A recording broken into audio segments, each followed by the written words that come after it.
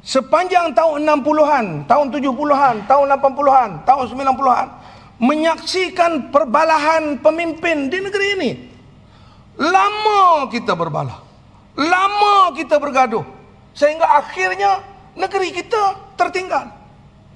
Baru-baru ini saya dijemput oleh GRS, Gabungan Rakyat Sabah, parti-parti Sabah yang menubuhkan kerajaan, membuat satu retreat. Saya tak tahu macam mana saya dijemput untuk memberi ceramah, pandangan.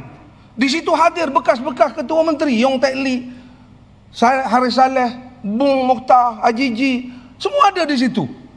Warisan yang baru masuk, yang baru hijrah masuk kepada GRS, kawan-kawan kita. Dan dia minta saya berucap. Saya nak kongsi ucapan tersebut. Saya kata saya datang ke Sabah pada tahun 1994. Sabah masa itu di bawah PBS. Kita semua bersatu tenaga untuk mengalahkan PBS kerana kita rasa Islam terancam. Semua yang ada di depan ini bersatu, bersama-sama dengan kita. Akhirnya kita berjaya ambil alih kerajaan negeri. Sabah adalah sebuah negeri yang cukup besar. Lahirkan pemimpin, berapa orang Tun Sakaran, Tun Mustafa, Tun Fuad, berapa Tun dilahir pemimpin besar saya kata. Tetapi look at Sabah, you don't even have a highway. Sabah yang begitu kaya, don't even have a dam. Tak ada satu kolam takungan air seluruh Sabah. Rakyat Sabah terpaksa menadah air hujan dengan tong biru yang kami buat pada tahun 1994. What happened to us in Sabah? Dengan izin saya kata. Sama dengan Kelantan. Kita jadi contoh orang tengok parti politik. Kelantan adalah parti politik paling banyak. Ada Bersatu, ada UMNO, ada Berjasa, ada Hamim, ada PAS. Paling banyak. Sabah pun sama. Ada PBS, ada Barisan, ada macam-macam parti. Multi-rational parti. Tetapi Sabah dan Kelantan disebut sebagai dua negeri yang paling miskin. Dua-dua tak ada highway, dua-dua tak ada dam. Kita produce leaders. Kita lahirkan pemimpin besar-besar. Kelantan pun ada Tun Asri, ada Anwar Musa, ada Mak Yaakob, ada Tengku Rizauddin, ada Kuli, ada Allah almarhum Tokoh Uni Aziz. Besar-besar tokoh kita. Tetapi what happened to our state? Why? Saya tanya orang Sabah. The answer is simple. Because we fight among ourselves. Dengan itu, kita bergaduh sama kita. Kerja kita berebut kuasa. Kita gilirkan ketua menteri. 2 tahun. Akhirnya Malaysia ambil contoh Sabah. Gilirkan Perdana Menteri. Belajar dari Sabah, saya kata.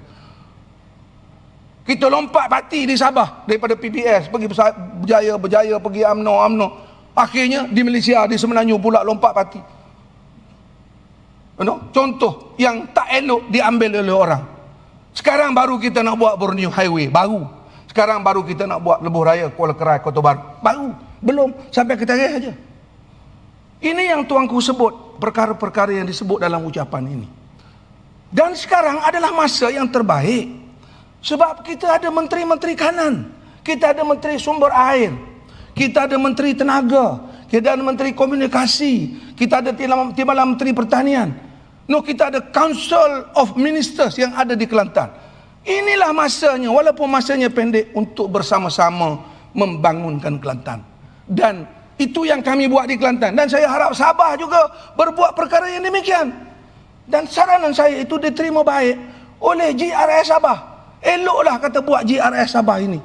Bersama di bawah satu payung, bersama untuk membangunkan Sabah. Sebab Sabah itu penting. Begitu juga kita orang Kelantan. Tak hebat kita jadi orang Kelantan, bisa mana-mana. Tapi kalau negeri kita pergi situ je, pergi sini ke, highway pun kita tak ada. Bekalan air bersih pun kita tak cukup. We don't even have a dam. Kedah ada 2 perairan. Perairan kita bergantung kepada air sungai. Masa saya pengurusi Kedah, saya berjuang nak ada dam, tak dapat. Akhirnya buat low weir saja. Low weir dam, tambak sungai supaya boleh buat perairan. Untuk bekalan air, we don't have. Dan sekarang menteri orang kita. Begitu juga tenaga, komunikasi dan sebagainya. Jadi saranan saya ialah, saya setuju sangat supaya kita kena lupakan persekentaan. Bagaimana nak buat? Jiwa kena besar. Parti, betul, kita terpaksa ikut lain parti, yes. Tapi adakah parti segala-galanya? Tidakkah rakyat adalah segala-galanya? Dalam demokrasi terbaru dunia, dia merentasi halangan politik parti. Bila sampai kepada isu besar rakyat, isu besar negara, rentasan parti itu tolak ke tepi.